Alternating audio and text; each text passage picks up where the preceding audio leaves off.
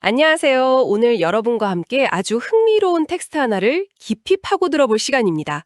바로 신약성경 고린도전서 14장인데요.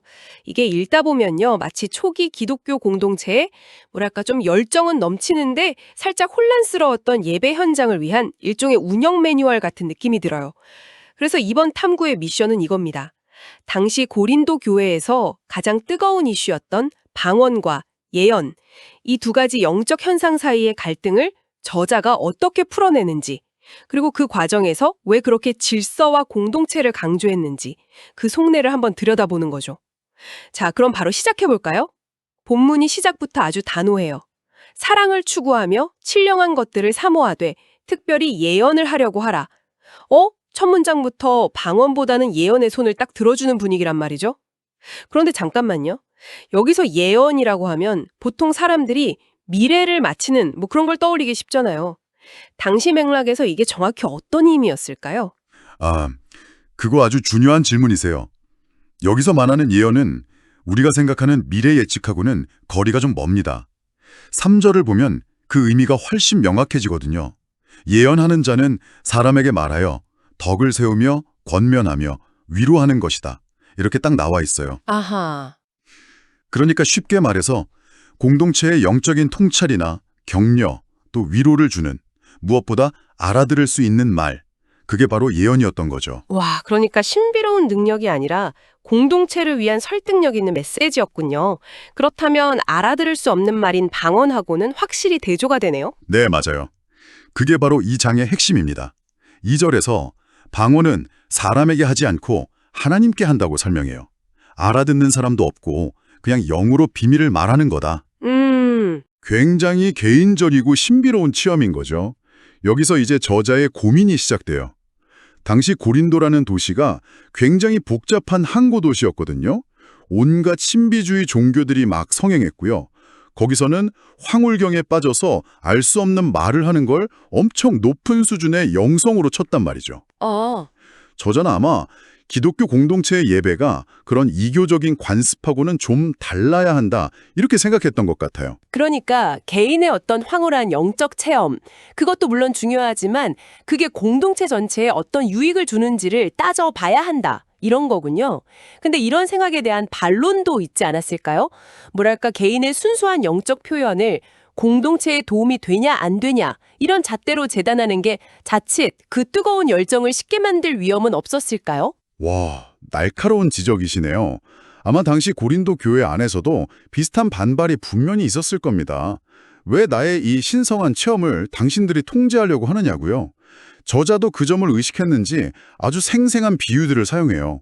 7절하고 8절을 보면 필이나 검은고가 제대로 된 음을 내지 않으면 그게 무슨 곡인지 알 수가 없고, 또 나팔 소리가 분명하지 않으면 대체 누가 전쟁 준비를 하겠냐 이렇게 묻죠. 의미를 알 수 없는 소리는 그냥 소음일 뿐이다 이 말이네요. 그렇죠. 이걸 현대적으로 비유하자면 중요한 회의에서 발표자가 혼자만 아는 전문 용어랑 약어들을 막 남발하는 거예요. 하하, 최악이죠. 스스로는 굉장히 똑똑하게 느껴질지 몰라도 팀 전체에는 아무런 가치를 못 만들어내잖아요. 오히려 소통 단절반 일으키고요. 11절의 표현이 정말 강렬한데 그 소리의 뜻을 알지 못하면 내가 말하는 자에게 외국인이 되고 말하는 자도 내게 외국인이 된다고 하거든요. 와, 외국인. 네, 같은 공간에 있어도 말이 안 통하면 그냥 이방인이 된다는 아주 강력한 경고죠. 와, 외국인이라는 표현은 진짜 강력하네요. 결국 저자는 영적인 체험이 무슨 블랙박스처럼 개인한테만 닫혀 있는 게 아니라 공동체 전체가 이해하고 또 검증할 수 있는 일종의 오픈소스가 되어야 한다. 이렇게 주장하는 셈이군요. 오픈소스 영성이라니. 와, 표현이 아주 멋진데요. 정확합니다. 그래서 19절에서 이런 극적인 선언까지 하는 거예요. 교회에서 네가 남을 가르치기 위하여 깨달은 마음으로 5마디 말을 하는 것이 1만 마디 방언으로 말하는 것보다 낫다. 1만 마디보다 5마디가 낫다. 네, 양보다 질, 신비함보다는 명료함의 압도적인 승리를 선언하는 거죠. 자, 그럼 이 원식, 명료함이 혼돈을 이긴다는 이 원식이 실제 예배 현장에서는 어떻게 적용될까요? 들어보니까 저자가 거의 영적인 교통경찰처럼 아주 구체적인 규칙들을 막 제시하는 것 같아요. 영적 충돌 사고를 막으려고요. 하하, 영적 교통경찰. 딱 맞는 비유네요. 실제로 아주 구체적인 교통법규를 제시합니다. 27절을 보면 방언으로 말하고 싶으면 둘이나 많아야 셋이서 차례를 따라하고 한 사람이 통역할 것이요. 이렇게 못을 박아요. 아, 차례를 따라 그리고 통역. 네, 그게 핵심이죠.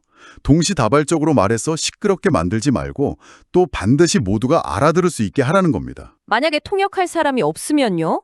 그럴 땐 어떻게 하라고 해요? 그럴 땐 교회에서는 잠잠하고 자기와 하나님께만 말하라. 아, 그러니까 그냥 개인적인 기도를 하라는 거죠. 공동체의 시간을 독점하지 말라는 뜻입니다. 예언에 대해서도 비슷한 규칙이 있어요.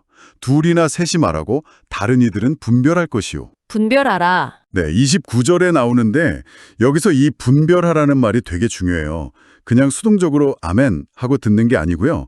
그 메시지가 정말 공동체에 유익한지 신중하게 판단하고 토론하라는 의미를 담고 있습니다. 아, 모두가 참여해서 메시지를 함께 검증하는 시스템이었군요. 어떤 한 사람의 카리스마에 교회가 막 좌지우지되는 걸 막으려는 의도도 있었겠네요. 맞습니다. 그래서 30절에 이런 규칙도 덧붙여요. 만일 곁에 앉아있는 다른 이에게 계시가 있으면 먼저 하던 자는 잠잠할지니라.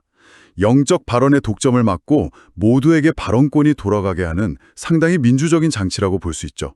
그렇군요. 이 모든 규칙의 대원칙이 33절에 딱 나옵니다. 하나님은 무질서의 하나님이 아니시오 오직 화평의 하나님이시니라. 예배의 질서가 곧 신의 성품을 반영한다. 이런 선언이죠. 그런데 이런 규칙들이 교회 내부 사람들만을 위한 건 아니었던 것 같아요. 그 외부인의 시선, 그러니까 교회를 처음 방문한 사람들의 입장도 굉장히 신경 쓰고 있다는 느낌을 받았거든요. 네, 맞아요. 당시 공동체 PR 문제까지 고려하고 있는 거죠. 23절에 아주 재미있는 가정이 나와요.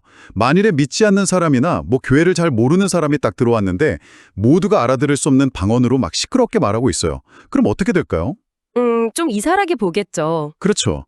저자는 그들이 너희를 미쳤다 하지 아니하겠느냐 이렇게 되물을 거라고 예상해요. 공동체에 대한 첫인상이 완전히 망가지는 거죠. 반면에 모두가 알아들을 수 있는 예언을 하고 있다면 그 방문객이 자기 마음속 고민을 꿰뚫는 메시지를 듣고 감동해서 하나님이 참으로 너희 가운데 계시다? 이렇게 고백하게 될 거라고 긍정적인 결과를 예상하고요. 알아들을 수 있는 말이 가진 설득의 힘을 분명히 믿고 있었네요. 그렇습니다. 자, 그런데 이 장에서 가장 논란이 많고 오늘날까지도 해석이 분분한 구절을 그냥 넘어갈 수는 없겠죠. 34절과 35절, 여자는 교회에서 잠잠하라는 부분입니다. 이 부분은 어떻게 봐야 할까요?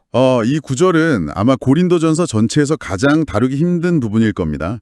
원문 그대로 보면 여자는 교회에서 잠잠하라. 그들에게는 말하는 것을 허락함이 없나니 만일 무엇을 배우려거든 집에서 자기 남편에게 물을지니 이렇게 되어 있죠. 저희가 특정 해석을 지지하기보다는 학계에서 이 구절을 어떻게 보고 있는지 그 다양한 관점을 좀 전달해 드리는 게 중요할 것 같아요. 네, 그게 좋겠습니다. 어떤 논의들이 있나요? 크게 한 3가지 관점이 있습니다. 첫째는 이 지침이 보편적인 명령이 아니라 당시 고린도 교회의 특수한 문제를 해결하기 위한 지역적이고 일시적인 처방이었다는 해석이에요. 아, 그 교회에만 해당되는? 네. 당시 여성들이 교역받을 기회가 적어서 예배 중에 공개적으로 질문을 던지면서 흐름을 깨는 경우가 있었고 그걸 바로잡기 위한 지침이었다는 거죠. 둘째는 더 과감한 주장인데요. 일부 고대 사본에는 이 구절이 없거나 다른 위치에 있다는 점을 근거로 원래 저자의 글이 아니라 후대에 누군가가 써놓은 거다라는 후대 삽입설입니다. 원래 없던 내용이 들어갔을 수도 있다. 네, 저자가 다른 곳, 고린도전서 11장에서는 여성이 기도하고 예언하는 걸 인정했거든요. 그것과 모순된다는 점도 이 주장을 뒷받침하죠. 후대 삽입설이라 흥미롭네요. 3번째는 어떤 건가요? 3번째는 이 구절이 저자의 주장이 아니라 저자가 반박하려는 고린도 교인들의 주장을 인용한 것이라는 해석입니다. 당시들은 여자는 교회에서 잠잠하라고 말하지만 하면서 뒤에 다른 반론을 펼치려 했다는 거죠. 와, 정말 다양한 해석이 있네요. 네. 어떤 해석을 따르든 분명한 사실은 이 구절이 역사적으로 여성의 교회 내 리더십을 억압하는 근거로 사용되어 왔다는 겁니다. 그래서 이 텍스트를 다룰 때 더욱 신중한 접근이 필요한 거죠. 이렇게 다양한 학문적 논의를 들으니까 텍스트를 훨씬 입체적으로 보게 되네요. 정말 감사합니다. 자, 그럼 이 모든 내용을 종합해 볼 때 우리는 어떤 큰 그림을 그릴 수 있을까요? 저자는 방언이라는 그 개인적이고 황홀한 영적 은사 자체를 무시하거나 금지하려던 게 아니었어요. 실제로 18절에서 내가 너희 모든 사람보다 방언을 더 말함으로 하나님께 감사하노라고 자신의 경험을 밝히고요. 마지막 39절에서도 방언 말하기를 금하지 말라고 분명히 말하죠. 아, 그러니까 핵심은 금지가 아니라 질서와 목적이었군요. 저자는 모든 열정과 표현 방식의 최종적인 시험대를 이것이 공동체를 세우는가라는 질문에 둔 것 같아요. 바로 그겁니다. 개인의 영적 만족감에 머무르지 말고 그 에너지가 공동체 전체의 성장과 화평으로 이어지도록 방향을 잡아주는 것이죠. 예언하기를 사모하며 모든 것을 품위 있게 하고 질서 있게 하라. 이 마지막 구절이 2장 전체의 메시지를 완벽하게 요약합니다. 열정은 품되 그 열정이 공동체를 살리는 질서 안에서 흘러가게 하라. 이런 성숙한 신앙에 대한 요구라고 할 수 있겠네요. 생생하게 엿볼 수 있었습니다. 여기서 자연스럽게 마지막 질문으로 이어지는데요. 이 본문의 원리는 비단 종교 공동체에만 국한되지 않는 것 같아요. 여러분이 속한 직장, 팀 혹은 어떤 모임에서든 나의 말과 표현 방식은 공동체 전체의 이해와 성장에 신호가 되고 있나요? 아니면 그저 알아들을 수 없는 소음을 더하고 있나요? 우리의 열정이 공동체를 세우는 방향으로 흐르게 하려면 과연 어떤 품위와 질서가 필요할지 한번 생각해 보는 것도 의미 있을 것 같습니다.